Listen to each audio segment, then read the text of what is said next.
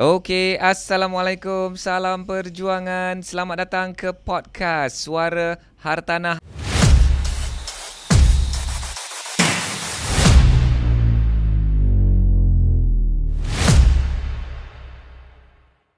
So kita nak move on to something which is to me inspirational. Daripada cerita pasal the past and benda-benda yang berat ni, kita nak cerita pasal inspirational. Okay, so ini tajuk dia. Boleh tak share? Oops, saya dah share ke ni? Okay, sorry, bismillah. So inspirasi ni datang daripada seorang anak muda berumur 26 tahun, 26-year-old Malaysian, buys 1.5 million ringgit house in JB, not for himself, Azim, for his parents. Dikala kita ni anak-anak muda yang sangat-sangat rasa susah nak beli rumah, struggle untuk diri sendiri. So nak beli banglo ni semi-D, nak beli semi-D 1.5 million untuk diri sendiri at this age is already incredibilism. Memang magnificent, fantastika. Bayangkan dia beli untuk parents dia kan. Apa yang bermain di fikiran Azim ni bila tengok tajuk ni? Of course kalau ni kita akan tanya dia kerja apa. Oh, I see. Sebab saya cakap tadi at a young age, 26 years old, and then mostly kalau kita cerita pasal anak muda ni at his age 26 years old ni, most of them struggle. Bukan hanya nak beli rumah untuk diri sendiri, apatah lagi rumah parents, tapi nak beli rumah yang orang kata yang mampu milik pun, yang berharga 200,000, 300,000 pun agak sangat-sangat struggle. Betul. Tapi dia dapat belikan rumah yang bernilai 1.5 juta, bukan untuk diri sendiri tapi untuk parents dia. So of course orang kata, dia ni kerja apa, buat bisnes apa? Okay, menjawab Azim, Lim purchased his parents a 1.5 million ringgit semi-D home, which he revealed on his account, official account. Okay. Lim, who works in the funeral industry, described it as one of the nicest gifts he has ever given his parents, definitely. Although it is not his first property. His first property was an investment property. So hartanah pertama dia beli untuk tujuan pelaburan, untuk diri sendiri, and then dia beli rumah kedua ni untuk mak ayah dia. So dia kerja dalam industri Perkuburan. Itulah. Funeral. Saya nak mencari perkataan dalam bahasa Melayu. I should have done this research before we went on air. The funeral industry. Okay, tim tolong cari apakah maksud funeral industry dalam bahasa Melayu. Funeral. Industri perkuburan. Okay. And benda ni tak wujud dalam masyarakat Melayu. But this is very big business, and you know the company that not I mean, we don't have to mention the company, but we know the company that is the number one funeral company lah, funeral services company lah kan. Yeah, services. Yeah, and it's big business. I don't know, maybe it's really billion ringgit business. It's a listed business. Perkhidmatan pengebumian. Sebut 10 kali laju-laju. Perkhidmatan pengebumian. Thank you kepada tim Daniel, anak muda di belakang tabir. It's big business because satu tapak dia orang tu, kalau yang setakat yang apartment, dia ada apartment yang dia diisi macam post box tu. So yang tu pun boleh jadi puluh-puluh ribu. I don't know, maybe now dah boleh ratus ribu. Eye level tu yang paling mahal. Kalau kena naik tangga tu murah sikit. Kalau kena membongkok tu murah sikit. Okay. And then of course dia ada tapak-tapak yang sebenar. Tapak-tapak yang ada, mungkin dia ada macam banglo dia ada dia punya yang atas bukit. Atas bukit lagi mahal. Dia orang menyimpan dari muda. Menyimpan dari muda. Betul. Kalau tak silap, pernah ni juga, dia ada macam bayar monthly punya daripada sekarang. Macam bayar insurance, bayar takaful. Okay, betul. And dia pun ada agent menjual benda-benda ni, and of course benda tu pun mahal macam beli rumah. And dia punya commission lagi bagus daripada ejen hartanah. Wow. Yes. Maybe ejen takaful. Or maybe agent takaful. Because this is such a niche. Jadi kita boleh jemput siapa nama dia ni tadi? Kita boleh jemput. Kita boleh jemput Lim. Lanjut tentang business JS Lim. Industry, funeral Serious? industry. So I mula terfikir dia ni must be business owner lah, at least business owner ataupun traders ke, trading forex ke apa. So dia kata macam ni nak jadi cerita. Dia dah bekerja sejak umur 13 tahun. Daripada form 1, form 1. Dan kerana ayah dia ada accident dan tak boleh bekerja, so dia guna perkataan ni, motivating Lim to start working at a young age. But I guess this is like forcing Lim to work at a young age. I mean, maknanya dia terpaksa dia kerana keadaan hidup macam tu. Dan dia ada sebut something lepas ni, ada saya nak kupas. Tak ada. Dia kupas yang dia dah buat bisnes ni sejak 9 tahun. 9 tahun. He also mentioned that he has been working in the funeral industry for 9 years. Maknanya 9 tahun. Sejak umur 17 tahun habis je SPM agaknya. Tak tahu dia habis SPM ke tidak. Tapi 9 tahun dia dalam industri, dalam sales mungkin, dalam industri perkhidmatan pengebumian. Dia kadang-kadang bila perkataan tu susah nak sebut, kita kena potong dia. Pengebumian. Okay, alright. So I think the reason why I wanted to highlight this is because dia, I don't know lah, dia memberi satu inspirasi tak? Is that the feeling that you get? I think kalau for me, kalau kita tengok dari sudut positif, is an inspiration lah. Maksudnya kalau Lim ni boleh, so why not kita? Kenapa saya tak boleh? I like that. Kalau Lim ni boleh, kenapa tidak aku? Aku pun boleh. Betul. Kita nak, okay, one thing that you have to learn, kita nak bagi hadiah macam ni kepada mak ayah. Tak tahulah, mungkin ada dua jenis orang. Ada mungkin orang yang sangat menghargai mak ayah dan dia nak bagikan yang terbaik untuk mak ayah dia. And is it okay I share your story? Yeah. So Azim ni, bila dia boleh upgrade kereta, nak beli Merc ke, we talk a lot about it, nak beli Merc ke, BMW ke kan. Sekarang ni nampaknya macam keimanan dah semakin tergugat nak beli Beamer.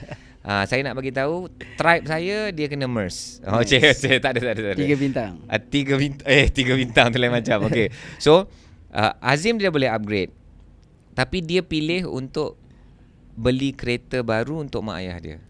And I remember that moment, Azim that moment dia sangat-sangat special. Sangat-sangat special. Kejap. Boleh tak zoom kepada Ahyat? Ahyat nak keluarkan lah gambar ni. This is something that I think is very very powerful. Gambar. Okay, kejap Alright. So gambar ni diambil pada tahun 20. Okay, ni Ahyat tak cadang untuk share ni pun, tapi Azim cakap okay, so I just, yelah, bila ditanya kat live dalam rakaman podcast, of course tak ada pilihannya kan. Terpaksa lah dia cakap ya. Kalau dia cakap no, bangun pula kan. Janganlah bangun-bangun. Okay, inilah momen dia membeli sebuah kereta untuk mak ayah, which I thought was so incredible tau. Seorang anak muda pada masa ni Azim berumur 27 tahun lagi. 28 dah 2 years ago kan. 2 years ago. 28 tahun. 28 tahun. Masuk 28 tahun. Masa itu Azim pun alhamdulillah dah ada income 5 figures, dah ada saving 6 figures, dah ada hartanah pelaburan yang pertama. And ready lah, patut tukar kereta lah kan. Azim patut tukarlah kereta sendiri. 28 tahun drive Merc ke kan? Bintang 3 bukan 3 bintang. Bintang 3 tu kan. Okay. But instead you bought a car for your mom kan, which I think was so incredible lah. Actually Azim, apa yang berlaku hari tu, you all nak prank mak kan? Actually ni time sehari sebelum birthday dia. Okay. Dan tarikh dia Januari. Januari. Okay. 15 Januari. 15 January. 15 Januari. So time tu bagi tahu konon ni ada ni kebetulan my brother yang kerja assessment ni, assess advisor Proton dekat Pantai Baru. So bagi tahu konon ada macam jamuan lah makan-makan dekat tempat kerja abang tu. So dia just invite lah family members untuk datang makan. So time tu lah pranknya. Tengok-tengok nak ambil kereta baru. Ya Allah. Best tak prank mak? Memang kerja korang memang antara keseronokan ialah prank kan? Prank. Sebelum tu pun ada juga prank-prank kan? Memang tu, that's why macam apa, birthday dinner apa? Birthday you all betul yang ni last 2 years. Lepas tu last year prank pergi dekat karaoke. Buat dekat karaoke dekat City Mall. Dekat City Mall karaoke. Apa nama dia, Diva Karaoke ke apa tak ingat. Bukan Maharaja. Bukan Maharaja, belum ada lagi tahun tu. Shit. Okay. So tapi tahun ni alhamdulillah kita prank kat tempat yang lebih Islamik. Lebih Islamik sikit. You bawa pergi umrah. Yes. Masya dan waktu Allah. dia tu kita dah dekat, tapi masa tu masih dekat Madinah lah waktu You prank mak kat Madinah? Tak adalah really prank, maksudnya memang dia dah tahulah. Dia dah tahu yang waktu tarikh birthday dia tu kita masih ada waktu dalam tempoh umrah tu lah, which is waktu tu masih di Madinah. Okay lah, insyaAllah. So inilah seorang anak yang baik. But I guess the reason why I want to highlight this is because kita nak jadikan kisah-kisah ni satu inspirasi lah juga, Azim. Betul. Kan, and ni kisah sebenar. Saya ingat lagi masa tu saya lambat datang. You all dah inspection kereta, dah semua bagai kan time tu. Masa saya sampai, your mother bekerja-kejar tau nak jumpa I. Dia nampak I berjalan, so dia datang bekerja kat I. Atau dia cakap, ni lah Encik Ahyat, ni berkat usaha, berkat doa Encik Ahyat. Saya pula macam tak boleh terima lah ayat tu. I mean, I'm so honored that she said that.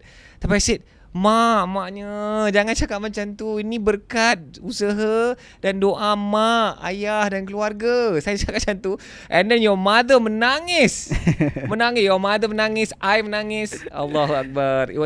Yelah, dia menangis kegembiraan. But yelah, kita nak membahagikan mak ayah kita lah kan. So I'm just so proud of you, Azim. Seriously, Azim, Sulaiman. Memang, I mean, saya sampai masa tu saya cakap, saya doakan, ya Allah, bagilah aku anak macam ni. Macam Azim yang nak membahagikan mak ayah kan. And ini lah gambar your mother tengah menangis. Yelah, menangis kegembiraan masa tu. Dan I just stop share. I just want to take this opportunity. Kita pun nak mendoakan Mak Azim yang dah lama dah dalam hospital ni. I think dah almost 2 weeks keluar masuk. Dah dekat hospital since last ni. Hari ni hari ke-12. Okay, so almost 2 weeks lah. So dia dah ada ujian kesihatan. Pada peringkat awalnya tak dapat nak diagnose apa puncanya. And that's so worrying kan. Betul. At least kita tahu apa puncanya, then we can start to remedy, we can start bagi ubat dan sebagainya. But itulah ujian Allah bagi kepada mak. So kita doakan Mak Azim dikurniakan kesembuhan dan kesihatan, dan dipanjangkan usia dalam keimanan, dalam ketakwaan, dalam iman dan takwa, dalam kekuatan dan kesihatan, agar dapat terus menjadi hamba Allah yang memberi manfaat kepada hamba Allah yang lain, dan menjadi hamba Allah yang terbaik kepada Allah yang Maha Esa. So kita doakan seluruh keluarga Azim tu dikurniakan kesihatan jugalah. But yalah, so this was you, right? And then now we're talking about Lim. So sebenarnya like, okay, now we're talking about Lim ni kan, membelikan rumah 1.5 juta. So I don't know about you guys, pendengar dan penonton kan, adakah ini menjadi salah satu impian anda kan? So I guess macam ni tau. My nasihat is like this. Kita semua ada impian untuk membahagiakan mak ayah kita, nak memberikan yang terbaik kepada mak ayah kita. And sebelum kita dapat memberikan yang terbaik kepada mak ayah kita, sebagai contoh kalau Lim ni nak bagikan rumah kan, kita nak kena settle diri kita dulu. Betul. Barulah kita mampu untuk memberikan yang terbaik kepada mak ayah kita. So macam Azim sendiri kan, what was the thought process, apa yang bermain di fikiran pada, and how you make that decision. Okay, aku boleh upgrade kereta untuk diri sendiri, aku pun buat sales. I'm an agent, perunding kewangan dan takaful. I want to show off juga kejayaan bisnes aku. Kenapa Azim tak beli MERS untuk diri sendiri, but instead you bought upgrade car? You maintain your small car, but you upgrade car for your parents. Maybe sebab macam ni lah, ni just for my thought sendiri, my pandangan sendiri. Sebab saya takut terlambat. Wow. Maksudnya kita risau kalau kita delay benda tu.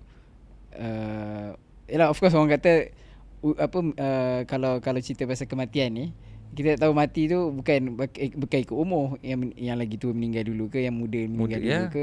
So kita tak tahu benda tu. Cuma takut orang kata penyesalan di kemudian hari lah. Wow. So that's why pada saya mungkin insyaAllah saya ada, itu satu. And then yang kedua, mungkin bila dengan cara saya mendahulukan mereka, game saya sebut priority tu, sama macam Boy Binga tadi, dari segi priority tu, mana yang patutnya tempat-tempat lain yang sepatutnya lebih layak lagi diiktiraf. So sama juga dalam hidup kita ni, of course kita ada priority kita. So mungkin dengan kalau kita utamakan yang benda yang kita rasa lebih penting, so insyaAllah secara tak langsung tu urusan-urusan kita lain tu dipermudahkan. So Allah pun lebih dilimpah ruahkan lagi rezeki. Ya, dan bayangkanlah doa mak ayah kan. Betul. Dia memang dah doa untuk kita kan, but imagine kalau kita dapat membahagiakan mereka lah. So really I totally agree with that.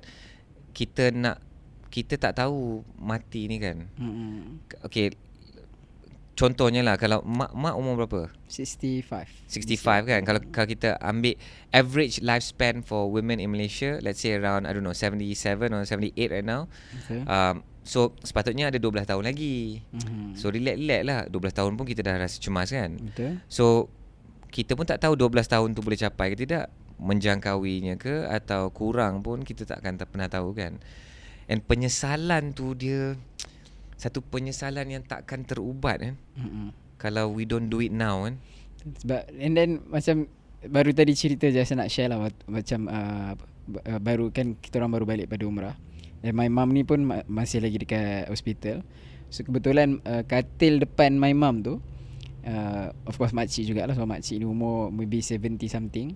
Dia ditidurkan 2-3 hari lepas, ditidurkan atas advice doktor. So bila mak saya borak dengan anak dia yang jaga tu, actually mak dia tu diorang plan untuk pergi umrah by hujung bulan ni ataupun awal bulan depan. Diorang dah booking dah. Tapi unfortunately benda tu tak diizinkan, Allah tak izinkan. So mak dia diuji kesihatan, dan waktu mak dia waktu diorang booking umrah tu, mak dia betul-betul excited sebab mak dia memang seumur hidup belum pernah lagi ada rezeki jejak kaki kat sana. Maksudnya tak pernah buat umrah lagi, tak pernah pergi haji lagi. So that was first time dia memang betul-betul excited, dia nak ikut, nak pergi umrah. Tetapi itulah perancangan Allah tu lebih tu betul. Tu yang saya tak dapat bayangkan kalau saya kat tempat tu.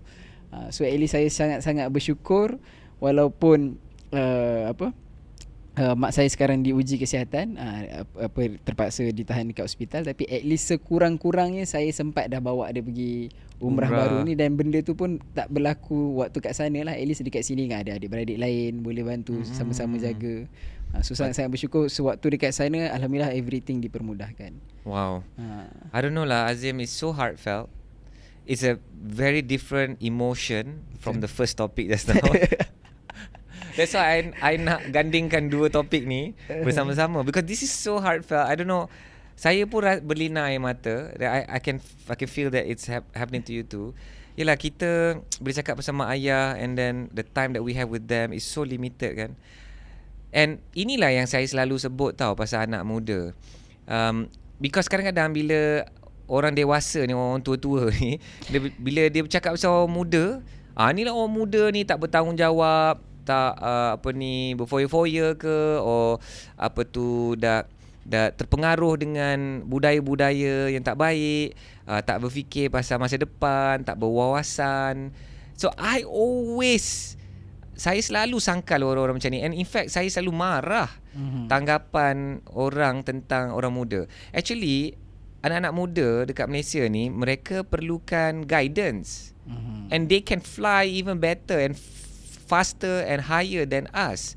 kalau kita sebagai orang-orang dewasa, saya ni dianggap sebagai pakcik makcik ni, pada umur saya ni 45 tahun ni, kira macam abang-abang lah, tak naklah pakcik sangat kan. Tapi abang-abang kepada anak-anak muda yang 20-an. Peranan kita ialah untuk bagi guidance, bagi mentoring, coaching, and our duty is to help the youth of today become better than us when we were youth and better than us when we are now adults.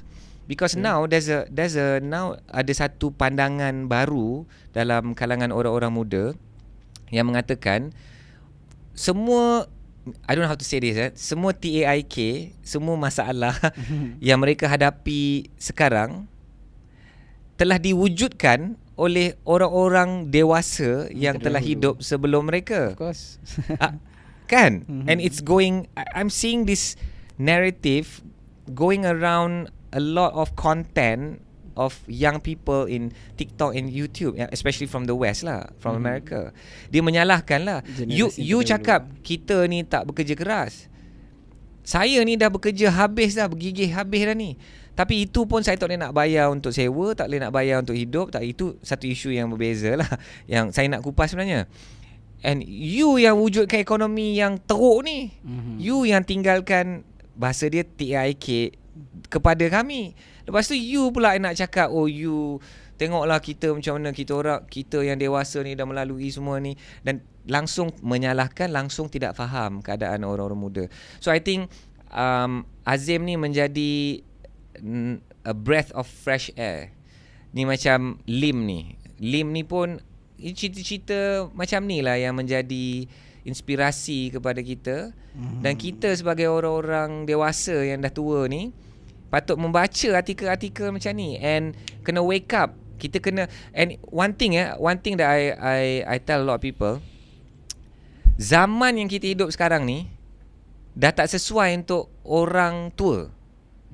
Zaman sekarang dia sesuai dengan orang muda. But I'm not saying that in like, oh orang yang dah lebih tua ni dah tak ada peranan. Of course ada peranan dia masing-masing, but because now the zaman is so fast kan, everything's moving like super duper fast. Like 10 years ago you say it's fast, now it's faster and it's getting faster kan. And anak-anak muda ni adalah membesar dengan gadget, dengan social media. Your brains are wired, your emotions are wired to the demands of the future. Yeah, so we just have to guide with value, of course, dengan ajaran Islam, dengan agama, and then the right values, nilai-nilai murni yang baik. InsyaAllah, I tell you, anak-anak muda di Malaysia ni is going to be able to take Malaysia to the next level, yang lebih berjaya daripada apa yang pernah mana-mana generasi dah pernah capai sebelum ini. But we have to get it right lah, of course, and it's not easy, and it's a big massive project for Malaysia. What do you think about that? Betul, saya setuju. Maksudnya dari segi ayat kata anak muda ni, dia instead of kita selalu blame diorang, kita selalu kata diorang ni apa, orang kata tak ada hala tuju, tak ada masa depan, tapi sepatutnya kita bagi encouragement, untuk galakkan mereka, untuk bagi guidance, untuk bagi tunjukkan jalan macam mana mereka nak capai suatu benda tu lah. So instead of kita hanya orang kata menyalahkan, tapi kita bagi jalan, tunjukkan jalan macam mana mereka boleh capai benda tu. Mungkin dia orang susah nak tunjuk jalan tu because benda ni pun tak pernah dilalui oleh mana-mana generasi. So generasi yang terdahulu pun tercari-cari apa jalan yang terbaik sebenarnya untuk orang-orang muda zaman sekarang nak mengemudi semua cabaran dan halangan yang baru. Betul. Tapi ada banyak peluang-peluang yang baru. Itulah, macam itulah. Okay guys, macam itulah cerita kami di Suara Hartanah hari ini. Satu topik yang Ahyat nak couplekan dengan topik tadi, supaya kita akhirkan dengan satu semangat baru, dengan harapan, dengan perasaan yang best lah pula, inspirasi, bercerita tentang masa depan. Bila kita cerita tentang masa depan ni, kita lebih bersemangat. But ini pun dah lanjut dah masanya untuk Suara Hartanah. Kita akan kupas topik-topik yang best nanti di episod-episod yang akan datang. So Azim, see you in the next episode insyaAllah. InsyaAllah. Kita before ada Ayat fly ke ni, before saya fly ke jelajah hartanah Oh, Korea. jelajah hartanah. Tapi yang ni kali ni ialah holiday dengan anak-anak di negara yang sejuk, yang sangat sejuk. Even now it still can reach negative. So I'm like wow. Okay. So sehingga kita berjumpa in the next episode. Assalamualaikum warahmatullahi wabarakatuh. Selamat berjuang.